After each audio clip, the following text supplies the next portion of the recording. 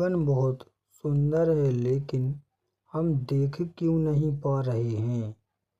ओशो के विचारों और प्रवचनों के अनुसार जीवन स्वभाव से ही अत्यंत सुंदर, जीवंत और आनंदमय है, लेकिन हम उसे देख या अनुभव इसलिए नहीं कर पाते क्योंकि हमारा मन वर्तमान में जीने के बजाय अतीत की यादों या भविष्य की चिंताओं में उलझा रहता है।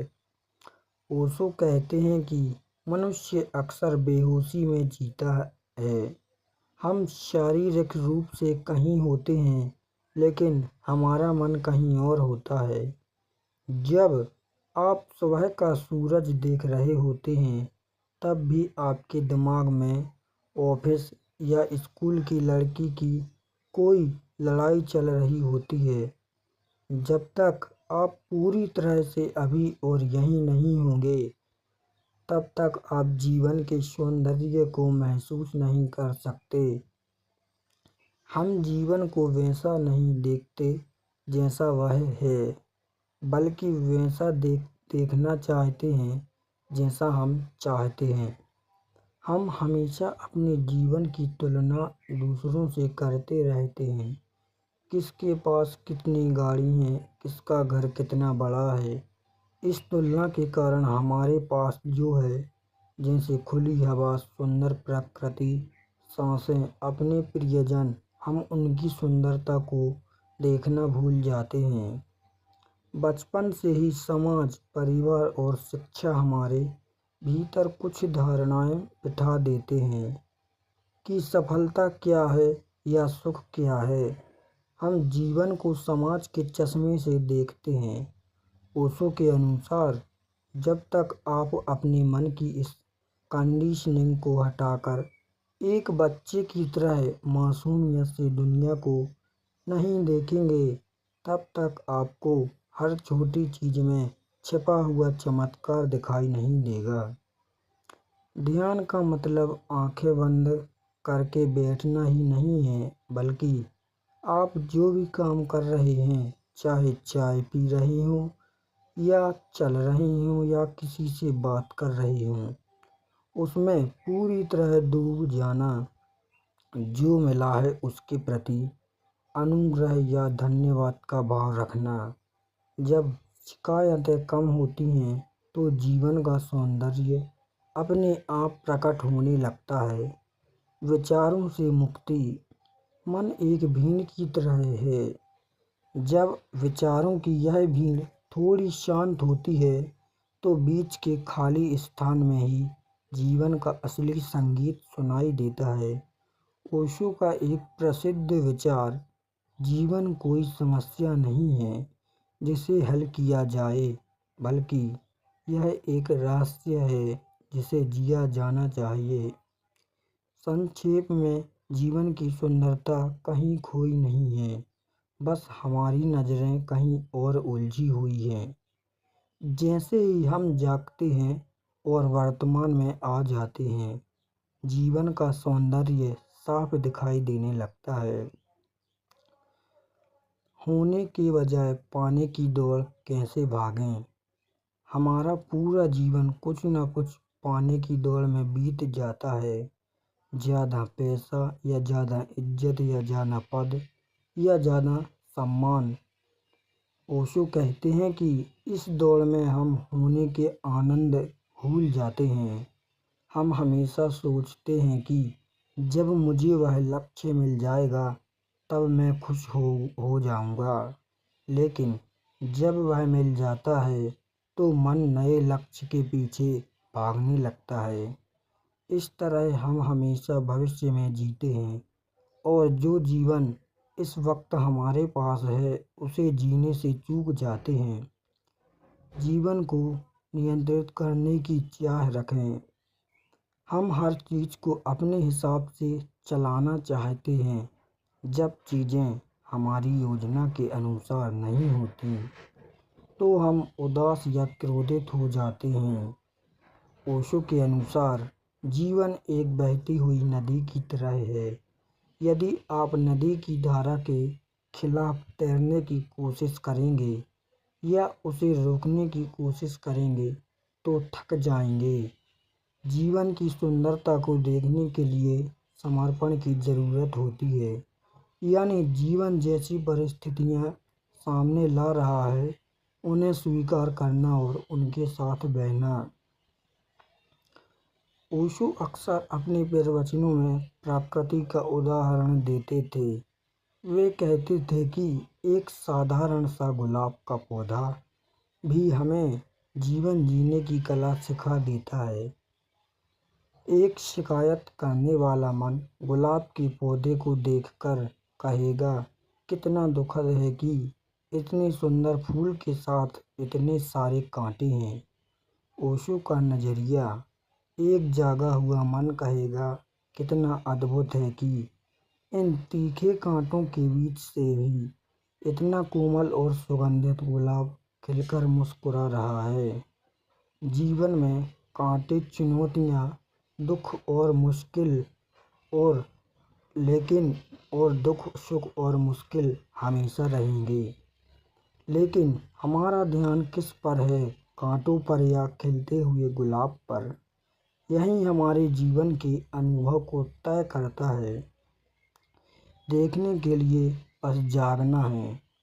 ओशो कहते हैं कि आपको जीवन को सुंदर बनाने की ज़रूरत नहीं है, वह पहले से ही सुंदर है।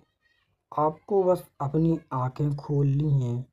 जब आप बिना किसी शिकायत, बिना किसी तुलना या बिना किसी अतीत या भविष्य के बोझ के इस पल को देखते हैं, तो आपको महसूस होता है कि अस्तित्व हर क्षण उत्सव मना रहा है और आप भी उत्सव का एक हिस्सा हैं। ओशो के इस दर्शन को और गहराई से समझने के लिए हम उनके द्वारा बताए गए अहंकार और स्वतंत्रता के मनोविज्ञान को समझना होगा। ओशो कहते हैं कि जीवन की सुंदरता को न देख पाने के पीछे हमारा मैं यानी अहंकार सबसे बड़ा पर्दा है। अहंकार का खेल। ओशो के अनुसार हमारा अहंकार हमेशा शिकायत करने में जीता है। उसे जो मिलता है वह उसमें नहीं होता, बल्कि जो नहीं मिला उसकी मांग करता रहता है। अहंकार हमेशा खुद को विशेष साबित करना चाहता है। जब हम साधारण चीज़ों जैसे चिड़िया का चहकना, हवा का चलना या किसी मुस्कुराहट में आनंद ढूंढने लगते हैं, तो अहंकार मिटने लगता है, क्योंकि हम अपने अहंकार को बचाए रखना चाहते हैं। इसलिए हम इन साधारण लेकिन बेहद खूबसूरत चीज़ों को नज़रअंदाज कर देते हैं। हम अनुभव नहीं करते, केवल लेबल लगाते हैं। जब हम भी किसी चीज़ को देखते हैं, हमारा मन तुरंत उस पर एक ठप्पा लगा देता है। अगर आप एक सुंदर पहाड़ देखते हैं, तो आपका मन तुरंत कहता है, हाँ, यह हिमालय है, यह बहुत सुंदर है। ओशो कहते हैं कि जैसे ही आपने उस हिमालय कहकर एक लेबल दे दिया, उस हिमालय को एक लेबल दे दिया, आपने उसे सच में देखना बंद कर दिया। अब केवल आप अपने दिमाग में मौजूद जानकारी को देख रहे हैं। उस पहाड़ की जीवंतता या उसकी रहस्यमय शांति को सीधे महसूस करने के लिए शब्दों और लेबल को हटाकर देखना होगा। ओशो की दृष्टि उत्सव ही जीवन का स्वभाव है। ओशो कहते हैं कि इस पूरी सृष्टि में मनुष्य को छोड़कर कोई भी उदास नहीं है। प्रकृति का उत्सव, फूल बिना किसी कारण के खिलते हैं, चांद तारे बिना किसी दर्शक के चमकते हैं और नदियाँ बिना किसी मंजिल के डर के बहती हैं। वे सब आनंद में हैं, क्योंकि वे सोच नहीं रहे हैं, वे बस हैं। मनुष्य की त्रासदी, मनुष्य के पास सोचने की क्षमता है और इसी क्षमता का गलत इस्तेमाल करके उसने अपनी चारों तरफ चिंताओं को जाल बुन लिया है। जिस दिन आप यह समझ जाएंगे कि आपके पास जो कुछ भी है वह अस्तित्व का एक उपहार है, चाहे वह एक छोटी सी सांस ही क्यों ना हो, उसी क्षण आपकी शिकायतें समाप्त हो जाएंगी। और जहाँ शिकायतें समाप्त होती हैं, वहीं से जीवन के असली सौंदर्य और प्रार्थना की शुरुआत होती है। इसे अपने जीवन में कैसे लागू करें? अपने विचारों के पीछे मत भागिए, बस एक किनारे बैठकर अपने मन में उठने वाले विचारों को वैसे ही देखिए जैसे आसमान में तैरते बादलों को देखते हैं। जब आप विचारों के साक्षी बनते हैं तो मन शांत होने लगता है। जब आप बिना किसी स्वार्थ के दूसरों से और इस प्रकृति से जुड़ते हैं तो आपके भीतर का सौंदर्य बाहर के सौंदर्य से हाथ मिला लेता है। ओशो का सीधा संदेश है, खोजो मत, बस ठहरो और देखो। जीवन कहीं दूर नहीं है, वह इसी क्षण में आपकी हर धड़कन के साथ नाच रहा है। ओशो के इस अनूठे जीवन दर्शन की यात्रा में जब हम गहरे और उतरते हैं तो वे एक बहुत ही क्रांतिकारी बात कहते हैं। जीवन को जानने का कोई सीधा रास्ता नहीं है, क्योंकि जीवन कोई सिद्धांत नहीं, एक जीवंत अनुभव है। अतीत की कब्र और भविष्य का भ्रम। ओशो कहते हैं कि मनुष्य का मन एक अजीब चक्की है जो या तो बीत चुके हैं या बीता हुआ समय है, या किसी को पीसती रहती है, या जो अभी आया ही नहीं उसकी कल्पना करते रहते हैं। ओशो कहते हैं कि मनुष्य का मन एक अजीब चक्की है जो या तो बीत चुका है या समय को पीसता रहता है, जो अभी आया ही नहीं समय उस भविष्य की चिंताओं में लगा रहता है, उसी कल्पना करता रहता है। जो बीत गया वह अब अस्तित्व में नहीं है, जो आने वाला है वह अभी पैदा नहीं हुआ। आपके पास केवल यही एक पल वर्तमान में है। जब आप अतीत के पीछे पछतावे या भविष्य की सुरक्षा की चिंता में होते हैं तो आप उस एकमात्र समय को खो देते हैं जिसमें जीवन सच में घटित हो रहा है। जीवन की सुंदरता को देखने के लिए इस समय के जाल से बाहर आना होगा। आमतौर पर हम अकेले होने से डरते हैं और उसे अकेलापन समझकर दूसरों से खुद को भरने की कोशिश करते हैं। ओशो यहाँ एक बहुत सुंदर भेद समझाते हैं। अकेलापन एक बीमारी है जहाँ आप दूसरों की कमी महसूस करते हैं, लेकिन एकांत एक उत्सव है जहाँ आप खुद की मौजूदगी का आनंद लेते हैं। जब आप अपने साथ बैठकर शांत होना सीख जाते हैं, जब आप अपने भीतर किसी दूसरे की ज़रूरत महसूस नहीं होती, तो आपको अपने ही भीतर छिपा हुआ एक असीम सौंदर्य दिखाई देने लगता है। सत्य हमेशा साधारण होता है, हमेशा सत्य की ही जीत होती है। हम सोचते हैं कि जो चीज़ बहुत मुश्किल से मिलेगी, जो बहुत रहस्यमयी होगी, वही मूल्यवान होगी। लेकिन ओशो कहते हैं कि परमात्मा या जीवन का सत्य सबसे साधारण है। खोजना बंद करो। हम जितना खोजने के लिए भागते हैं उतना ही दूर निकल जाते हैं। ओशो कहते हैं, खोजो मत, बल्कि जो है उसे गहरे से जियो। साधारण में असाधारण देखना।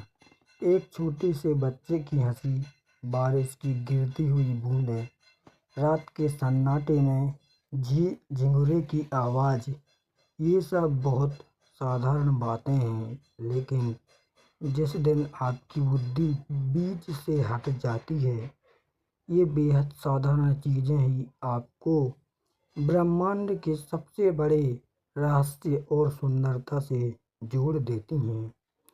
एक गहरी कहानी। एक बार एक शिष्य ने गुरु से पूछा, ज्ञान क्या है? जीवन की सुंदरता कहाँ है? गुरु ने कहा, जब भूख लगे तो खाना खाओ और जब नींद आए तो सो जाओ। शिष्य ने कहा, ये तो सब करते हैं।